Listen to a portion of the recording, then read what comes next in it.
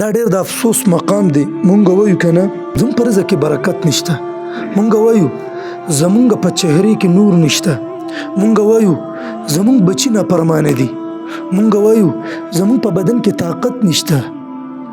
مونږ څونه ګیلې کوو، څونه شکوې کوو، نو تا کړي څه دي؟ تا باندې چې د الله رب العزت د طرف نه کم هغه د 24 ګنټو کې کم 15 منځونه فرض دي، کوم حکم ته خو هغه هم په صحیح طریقې سره نه کوي. نو چې ته په هغې ته سې د سارې الله د رزق وعده کړې ده او د سار دا ټایم ډېر برکت والی، نو ته خو د سارې ودی، ته خو د سارې ودی. نو چې ته د سارې ودی او ښه بېغمه ودی او د سارې اواز کېږي حي على الصلاة و حي للفلاح، که مونځ طرف ته راشي او فلاح څه ته وایي؟ کامیابۍ ته وایي. ای مسلمانانو کامیابۍ طرف ته راشي. او د سارې په مونځ کې د سارې په اذان کې یو بل اواز وي الصلاة خیر من النوم.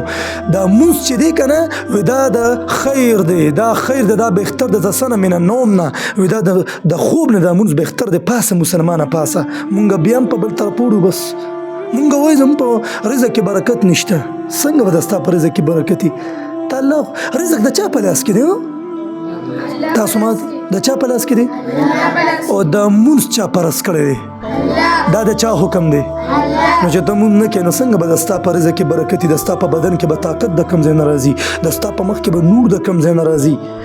ستا په خوب کې به چې دی برکت د کوم دی؟ تا ته به سکون څنګه ملېږي؟ خلکو هم ته سکون نشته، نو تا د الله تعالی په کوم حکم باندې عمل کړی دی؟ خبره دا کوم چې د سارې مونځ خو په خوب کې لاړ، بس ودوی په بل ته غرمې موازو شي، نو دې کار ته په کار کې مصروف وي. هلکه د ستا دا کار هم دی که د ستا دا مونځ هم دی. مونځ وکړه بیا کله راشه که نه ته 10 منټه یا نیمه یا پوه وخت 20 منټه ته الله ته نه شي وباسلی. دا کار تا الله درکړی دی. د مازدیګر مونځ پسې کې لړ شي هغه دې د کار نه ستړی راشي له ګډړی ولي نو بیا وده شي.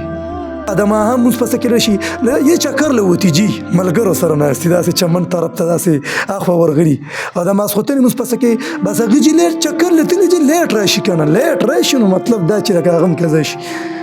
دا نن سبا زما چې کوم خبره کوم دا حقیقت دی. دا چې څوک زما د بیان په دې موبایل یې اوري تاسو په دې لږ سوچ وکړئ دغه ده که نه ده. همدا خبرې دي.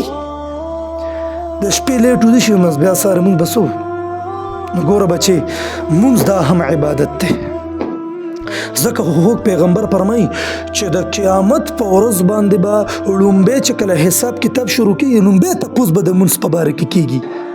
او مونږ څونه غفلت شکار شوي یو، مونږ څونه سستي کوو.